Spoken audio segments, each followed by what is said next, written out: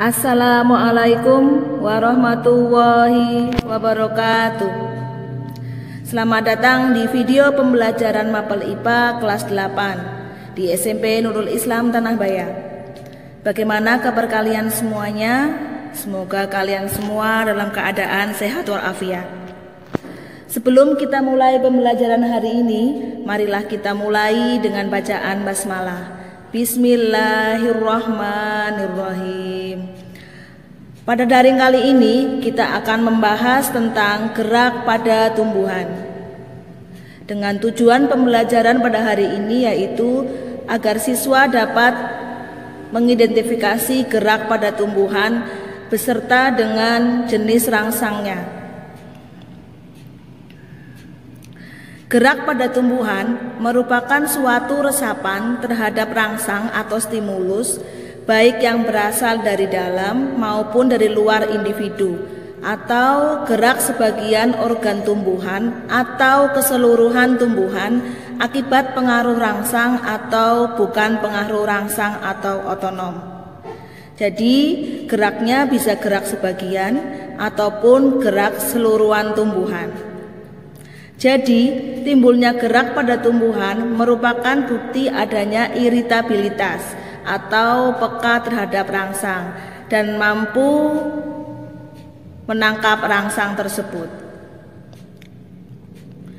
Jika pada hewan rangsang disalurkan melalui saraf, maka pada tumbuhan rangsang disalurkan melalui benang plasma atau yang disebut dengan plasmodesma, yang masuk ke dalam sel melalui dinding yang disebut nokta. Gerak pada tumbuhan dibagi menjadi 3. Yang pertama endonom, yang kedua gerak esionom, dan yang ketiga gerak higroskopis. Untuk gerak esionom dibagi menjadi 3, yaitu gerak nasti, gerak tropisme, dan gerak taksis. Untuk gerak nasti ada 5. Contohnya yang pertama menutupnya daun putri malu. Ini contoh gerak nasti. Yang kedua menutupnya daun Venus. Ini termasuk seismonasti. Yang ketiga menutupnya daun majemuk karena malam atau niktinasti. Yang keempat mekarnya bunga pukul 4 atau fotonasti. Dan yang kelima membuka dan menutupnya stomata atau mulut daun. Ini gerak nasti kompleks. Untuk contoh gerak tropisme ada 4. Di sini yang pertama gerak batang ke arah cahaya atau disebut dengan fototropisme. Yang kedua gerak akal ke dalam pusat bumi atau geotropisme. Yang ketiga membelitnya ujung batang pada sulur tanaman atau tigmotropisme. Dan yang keempat gerak akar menuju tempat yang berair, hidrotropisme. Sedangkan untuk gerak taksis contohnya yang pertama gerak kloroplas ke arah cahaya atau fototaksis. Yang kedua gerak sperma menuju sel telur. Untuk yang pertama yaitu gerak endonom. Gerak endonom merupakan gerak pada tumbuhan yang disebabkan oleh rangsang yang berasal dari dalam tubuh sendiri. Ya, jadi di sini gerak endonom rangsangnya berasal dari dalam tubuh sendiri. Contohnya gerak aliran sitoplasma dalam sel atau gerak kromosom saat siklus sel.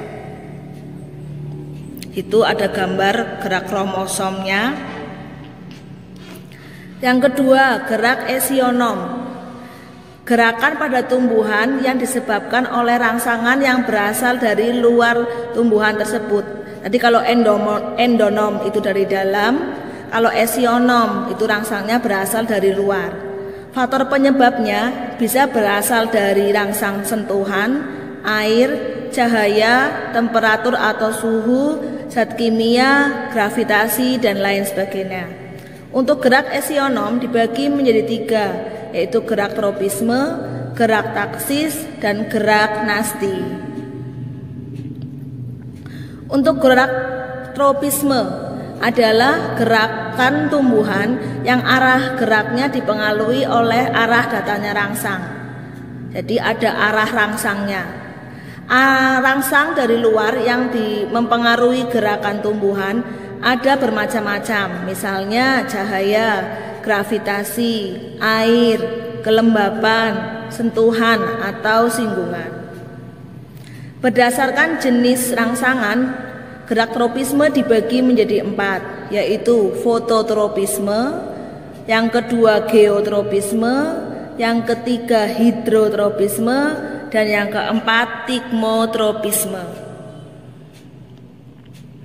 Untuk yang pertama, fototropisme adalah gerak tropisme akibat rangsang cahaya matahari. Fototropisme disebut juga heliotropisme. Fototropisme merupakan adaptasi tumbuhan untuk mengarah tajuknya ke arah cahaya matahari yang sangat penting untuk berlangsungnya fototropisme. Apabila gerakan tumbuhan tersebut menuju ke arah cahaya, berarti tumbuhan tersebut melakukan gerak fototropisme positif. Bila gerakan tumbuhan itu menjauhi arah cahaya, maka disebut fototropisme negatif. Di gambar yang atas itu ada gerak tumbuhan yang batangnya membengkok ke arah datangnya cahaya. Jadi cahaya di sini rangsangnya adalah cahaya, makanya disebut fototropisme. Yang kedua, geotropisme adalah gerakan bagian tumbuhan karena pengaruh gravitasi atau gaya tarik bumi. Jadi di sini rangsangnya berupa gravitasi bumi. Apabila arah pertumbuhannya ke atas, maka termasuk geotropisme negatif. Akan tetapi, apabila arah pertumbuhannya ke bawah, berarti geotropisme positif. Contoh geotropisme positif adalah pertumbuhan akar yang selalu menuju ke bawah atau ke dalam tanah. Jadi akar itu selalu tumbuh ke bawah atau menuju ke dalam tanah atau menuju ke pusat bumi. Karena rangsangnya berupa gaya tarik bumi atau gravitasi bumi, sehingga geraknya disebut geotropisme. Di mana gerak akar selalu menuju ke bawah atau ke dalam tanah atau ke pusat bumi, sehingga mengalami geotropisme positif. Kemudian yang ketiga, hidrotropisme merupakan gerak bagian tumbuhan menuju ke arah yang basah atau berair. Arah pertumbuhan menuju tempat yang berair disebut gerak hidrotropisme positif. Apabila arah pertumbuhan tanaman menjauhi tempat yang berair disebut hidrotropisme negatif. Contoh hidrotropisme positif adalah arah pertumbuhan ujung akar di dalam tanah yang selalu menuju ke tempat yang mengandung air. Jadi ujung akar itu selalu menuju ke arah bawah, yaitu menuju ke tempat yang mengandung air. Jadi gerak akar itu dipengaruhi oleh gaya tarik bumi dan juga dipengaruhi oleh tempat yang mengandung air. Air bahasa latinnya hidro, makanya disebut gerak hidrotropisme.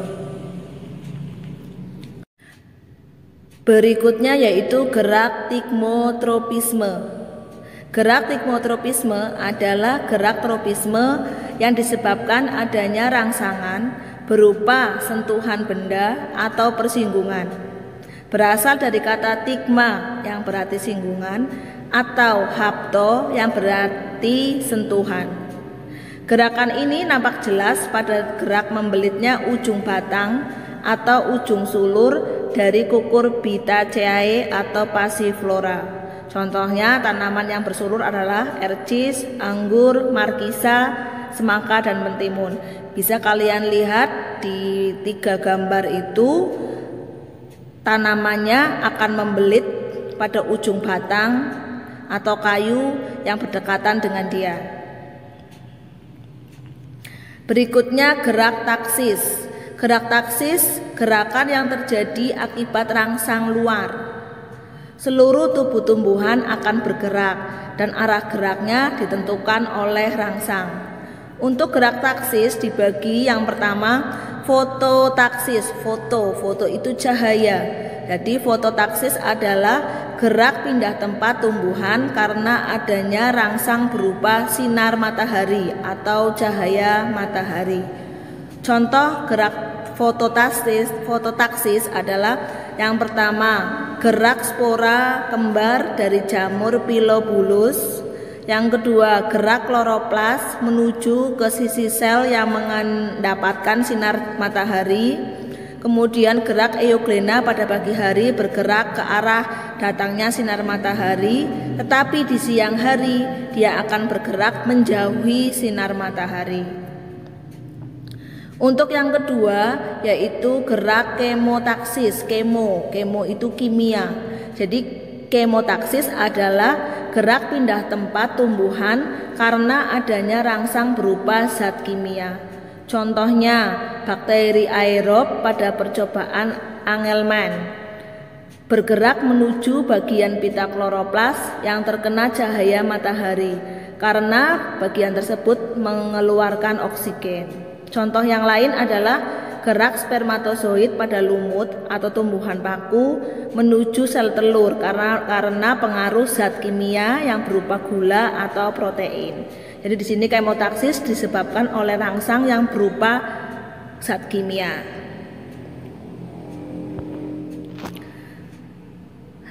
Gerak nasti ditinjau dari macam sumber rangsangnya. Gerak nasti dibagi menjadi yang pertama fotonasti, yang kedua niktinasti, yang ketiga tigmonasti atau seismonasti, yang keempat termonasti, yang kelima haptonasti, dan yang keenam nasti kompleks. Gerak nasti sendiri, nasti berasal dari kata Yunani yaitu nastos, yang berarti dipaksa mendekat. Gerak nasti adalah gerak bagian tumbuhan yang dipengaruhi oleh rangsangan, namun arahnya tidak dipengaruhi oleh arah datangnya rangsang. Oleh karena itu, arah gerak dari bagian tubuh tumbuhan yang melakukan gerak nasti ditentukan oleh tumbuhan itu sendiri. Untuk yang pertama, fotonasti. Foto itu cahaya. Jadi fotonasti merupakan gerak nasti pada tumbuhan yang disebabkan oleh rangsang cahaya matahari. Contohnya bunga pukul 4 atau Mirabilis jalapa yang akan mekar di sore hari, tapi pada saat pagi hari akan menutup. Contoh itu gambar yang sebelah kiri, itu tanaman bunga pukul 4 atau Mirabilis jalapa. Dia bunganya menguncup di pagi hari, tetapi di sore hari bisa kalian lihat di sebelah kanan itu tanaman bunga pukul 4 atau Mirabilis jalapa. Dia bunganya mekar pada sore hari. Jadi dipengaruhi oleh cahaya. Jadi termasuk fotonasti. Yang kedua, niktinasti, yaitu contohnya gerak menutupnya daun berbuah polong-polongan karena pengaruh gelap atau menjelang malam, makanya termasuk gerak niktinasti. Seperti hanya gerak seismonasti, gerak yang disebabkan karena menurunnya turgor sel-sel pada daerah persendian tangkai daun. Menurunnya tekanan turgor itu disebabkan karena terjadinya perubahan susunan kimia pada sel-sel tersebut karena pengaruh perubahan suhu. Jadi niktinasti itu dipengaruhi oleh rangsang yang berupa suasana gelap atau menjelang malam. Bisa kalian lihat pada saat pagi hari itu daun pada buah polong-polongan dia daunnya masih mekar, tapi pada saat malam hari atau menjelang malam dia akan menguncup atau menutup. Yang ketiga, tigmotropisme atau disebut juga seismonasti. Istilah tigmonasti berasal dari kata Yunani yaitu tigma yang berarti sentuhan.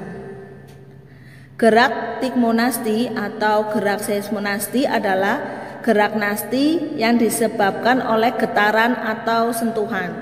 Jadi rangsangnya itu berupa getaran atau sentuhan. Misalnya, gerak membuka atau menutupnya daun putri malu jika disentuh atau digetarkan. Jadi bila kita menyentuh daun putri malu, maka daun putri malunya akan menutup. Jadi rangsangnya berupa getaran atau sentuhan. Makanya termasuk tigmotropisme. Jika ujung daun putri malu disentuh, maka akan ada aliran air yang menjauhi daerah sentuhan.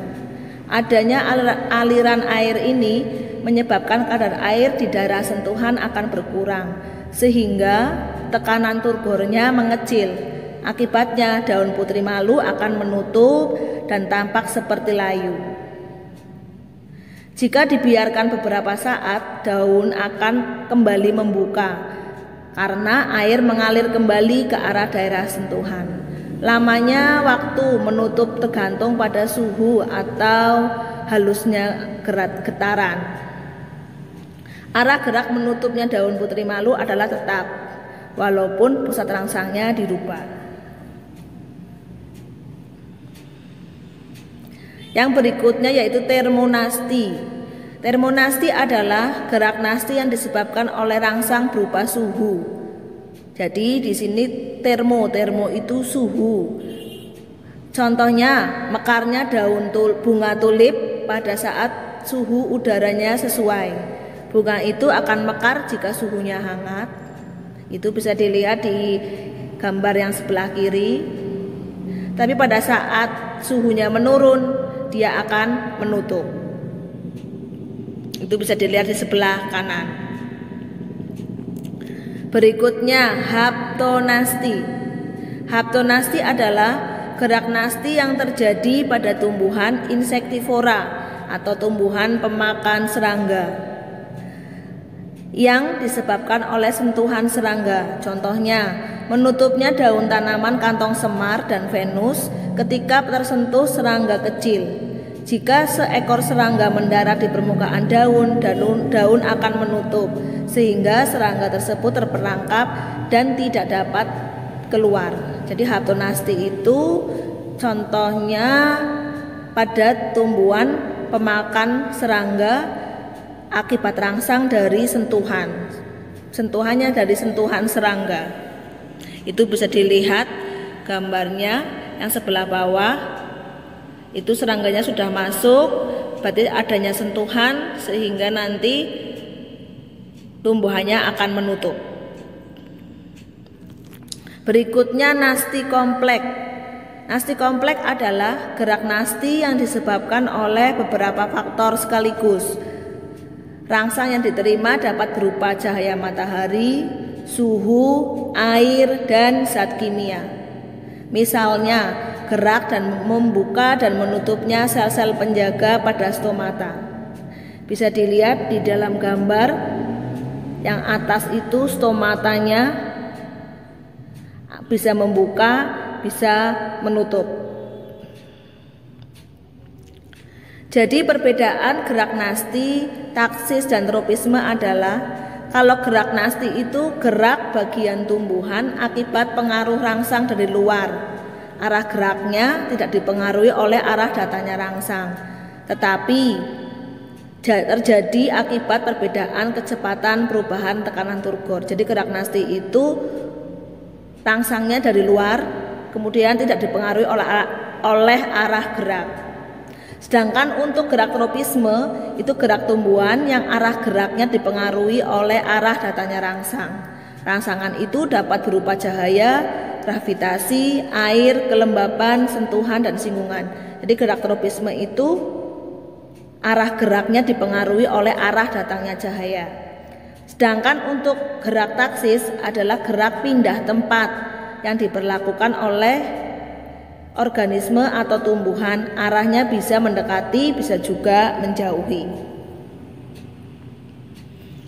Yang terakhir, gerak higroskopis. Gerak higroskopis adalah gerak bagian tumbuhan yang disebabkan oleh perubahan kadar air. Higro itu air atau kelembapan. Contohnya gerak higroskopis adalah pecahnya kulit buah polong-polongan, misalkan tumbuhan lamtoro, kembang merah, kacang buncis. Daun yang buah yang telah tua akan kering dan pecah sehingga bijinya akan terpental keluar. Pecahnya kulit buah dan terpentalnya biji sebenarnya merupakan cara tumbuhan untuk memencarkan keturunannya. Gerak higroskopis juga terjadi pada membukanya kotak spora atau sporangium pada tumbuhan paku dan lumut untuk mengeluarkan spora. Jadi, gerak higroskopis tidak dipengaruhi oleh rangsang dari luar, tetapi disebabkan oleh perubahan kadar air secara terus-menerus. Akibatnya, kondisi menjadi sangat kering pada kulit buah atau kotak spora sehingga kulit biji atau kotak spora akan pecah. Itu saja yang dapat saya sampaikan tentang gerak pada tumbuhan. Marilah kita akhiri pembelajaran hari ini dengan bacaan hamdalah. Alhamdulillahirabbil alamin. Tetap semangat walaupun kalian pembelajaran melalui daring. Saya akhiri, wassalamualaikum warahmatullahi wabarakatuh.